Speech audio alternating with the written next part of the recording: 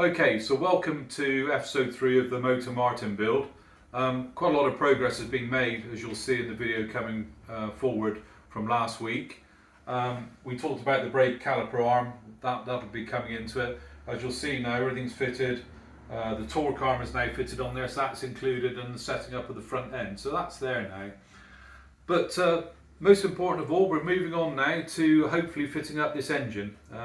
For those of you who've not been following me on the Supersport Shed group on Facebook, this engine basically has only 3,000 miles from new. There's a long story behind it, but the frame got lost and the engine was left over. So this engine is as good as new. It's been checked, compressions, everything else. It's been through, it's been repainted, all the bolts removed, zinc plated, nice chrome cover to go on the top here. So we're basically in a position now to fit this engine up, and really it's ready to fire up once the carbs are fitted and the electrics are sorted out. So that's where we are. We'll see whether we get this engine in at the end of this episode. If not, it'll be in episode 4. But anyway, you guys take care and we'll see you soon. So we pick up for the outstanding issue from episode 2, which is this rear brake caliper arm. If some of you remember, the shoes weren't covered, the brake pads weren't covering the disc by about 7mm. So we had to reduce this overall height here by about 7mm to cover the disc. Now I've been reliably informed that this arm is actually off of a Kawasaki Moto Martin. A good friend of mine who knows Martins very well has advised me of that being the case. It's fine. It's it's an original Martin design. But we've got to modify it to fit the CBX disc, which is the correct disc from what we can ascertain on the wheel. Excuse me. So how do we do that? Well, the first thing I did was actually scan in the arm on a scanner, a digital scanner, which has now been done. Okay, and what's then happened is that we need to then remove 7mm overall in the length of this arm here. So that's what we've achieved. So this is basically what the finished article is going to look like. Now, what we've now done is created, or should I say my good friend has created a vector map now. He does laser cutting. But basically what he's done now is laser cut me an MDF, a wooden arm, believe it or not. So we can use this as a template.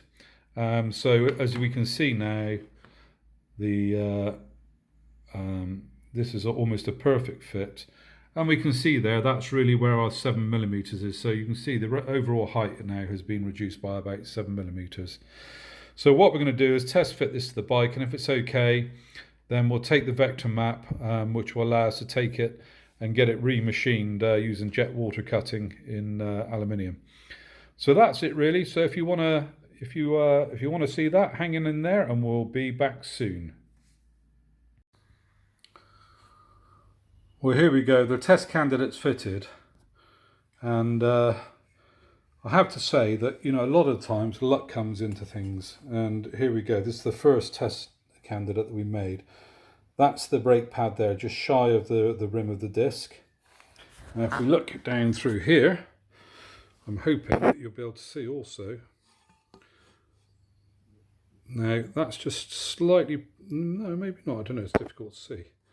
I think it's just the angle of the camera, but I'm just trying to get in there at the moment. But it's actually pretty damn smack bang on the disc. I know it looks as though it's off the disc, but it's not. But let's come back the other way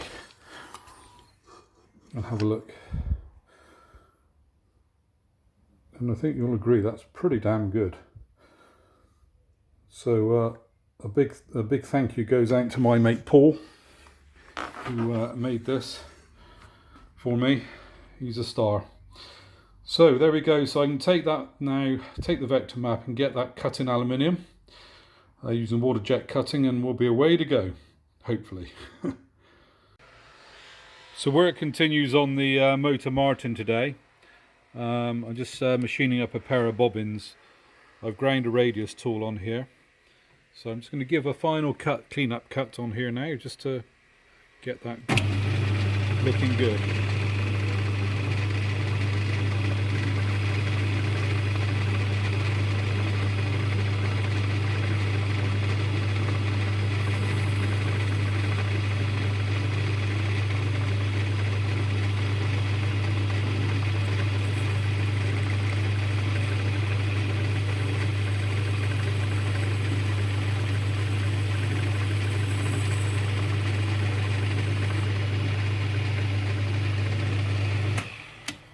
So that's it, a nice finish there. So I'll park this off now and move on to the next one.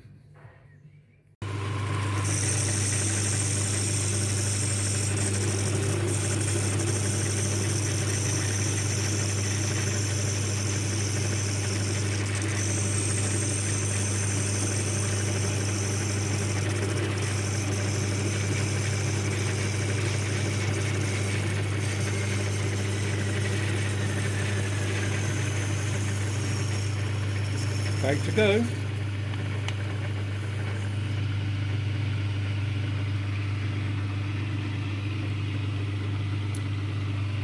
Here we go. 2 bobbins ready to go.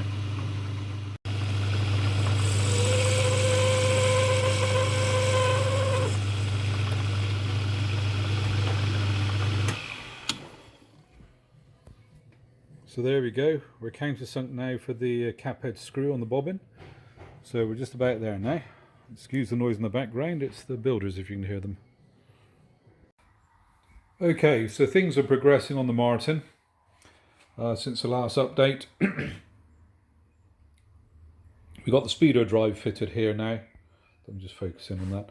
It's got the speedo drive fitting. I've had to relieve the clamp here to bring that around. That's done. All of the brake caliper, brake rotor bolts have now been changed to 12 mils, sitting in there nicely. So that's looking good. Okay, the M40s have been fitted on the clamps. That's good, as they have on the clip-ons. So that's good. We're nearly ready to turn this bike over. I've machined up some nice bobbins now here for the paddock stand. So they're looking really nice. So I'm pleased with those. It doesn't take long on the lathe, but they're done now, so I can do that. So I'm just going to focus in and come round. Now, one thing I need to do before I turn this bike over is I'm going to do the wheel balance. Now, I've already done this, but I just really want to demonstrate to you. Having the bike upside down does have its benefits. Now, this isn't an exact science, but for setting up this bike and road use, it's absolutely fine. So I just want to show you now how this wheel would drop down where it's at a balance. And you'll see here, around this side, I put a little dot on here so we can see where, the weight needs to go on the opposite side of the wheel. Okay, now if I do it the other way around, so if I drop it down this way, we can then see the average, where it comes down.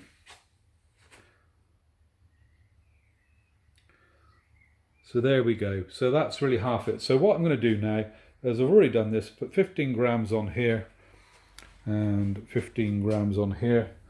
So a bit of blue tack or pret stick or what we want to call it. So we're going to put 10 on here, 5 on there. So that's the 15. And you'll see that that wheel, if I put it around there, will still drop off, still drop back down. So that will tell us that the balancing is still out. So what I can do now is put another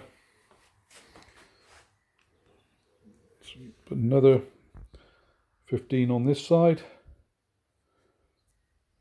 There we go. Trying to do this isn't easy.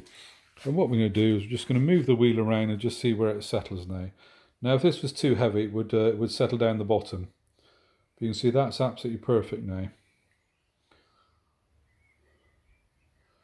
So we can see there now we've got the wheel balance. Now, as I say, this isn't exact science, but for the purposes of this exercise, it's absolutely fine. So in a position now to fit the weights on the front wheel, and then we can turn the bike over up onto the paddock stand. So there we go. Okay, so today we're basically setting up the torque arm here for the brake caliper. So obviously that stops the when you're braking, takes the force of the brake between here and here, and the swinging arm, between there and there. So key thing to do is to try and get this as parallel to the wheel base as possible. So all I've done is run a piece of straight edge along there, and what I've then done is run that parallel to the wheelbase. So that's not going to stay there at the moment, but So I'm in the process of now, I've got a nice bit of tube here, which keeps the weight down, but the strength is in the tube, so that keeps the weight down. And as we can see there, that will now go on there. So I'm now going to go into the workshop and machine this up and maybe get a bit of video for you on that. Okay, so this tube's now cut to length to match the correct length of the torque bar to keep the caliper parallel with the wheelbase. So I'm now just going to face this off.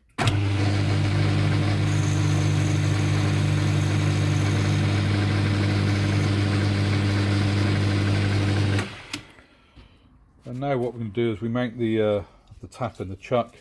A bit of WD-40 is what I use just as a bit of lubricant. I can't do this at the same time, but you get the idea. So what I'm now going to do is put the chuck into neutral, and we're going to turn this around and get a cut in here to make sure that the thread's straight in the tube. So that's it. Once it's finished, I'll be right back.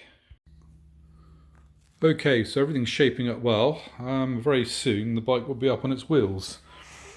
So just as per the past little bit of video, the torque arm is now finished.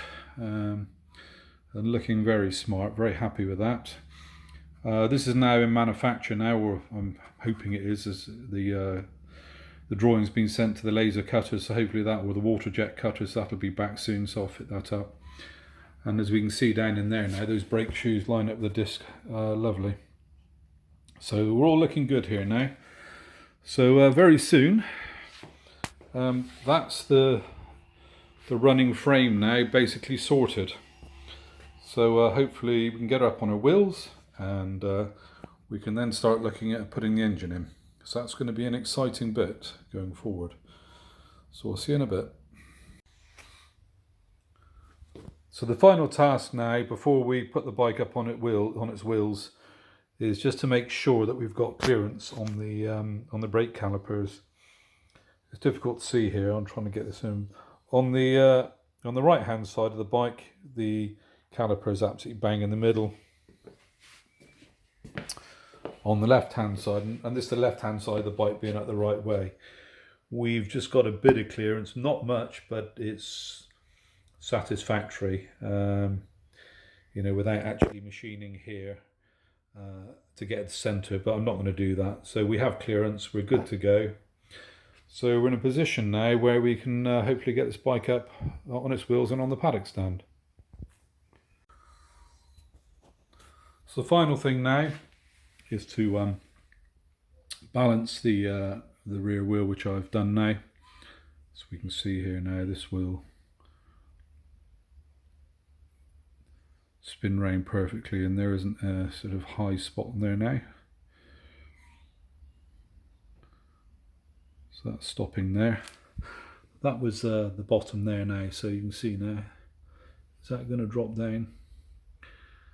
It's going to be a couple of grams if anything, but as I say, this isn't a science doing it for this way. So I think we're ready to put it on its wheels now. So watch this space. So here we go.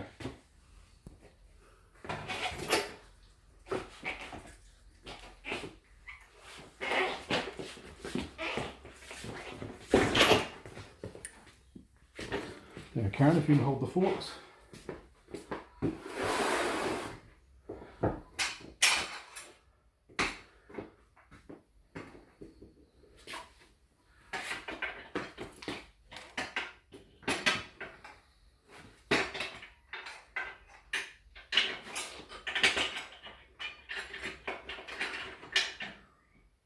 Okay.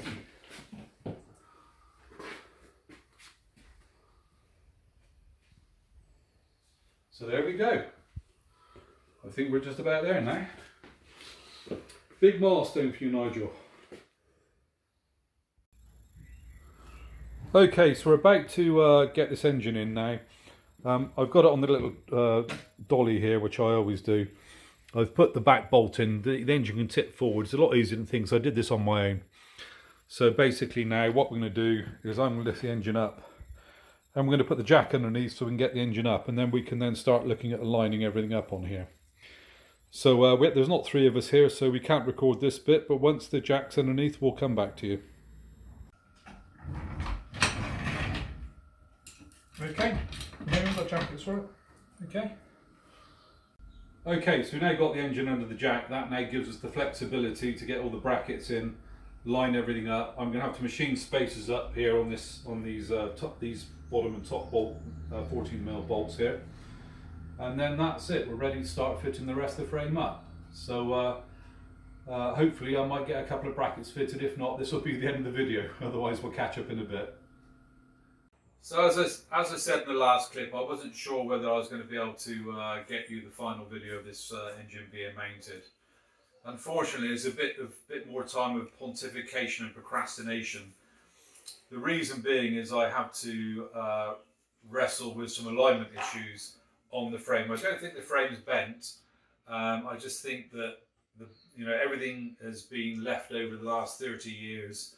And there's just some alignment issues which I need to address. So we're going to wrap the video up now, and hopefully by the time we come back next week in episode 4, all of those issues will be resolved, or not, as the case may be. I don't think there's anything major, so just watch this space. In the meantime, can I ask you to like and subscribe in the buttons below, and we'll catch up next week. Catch up soon.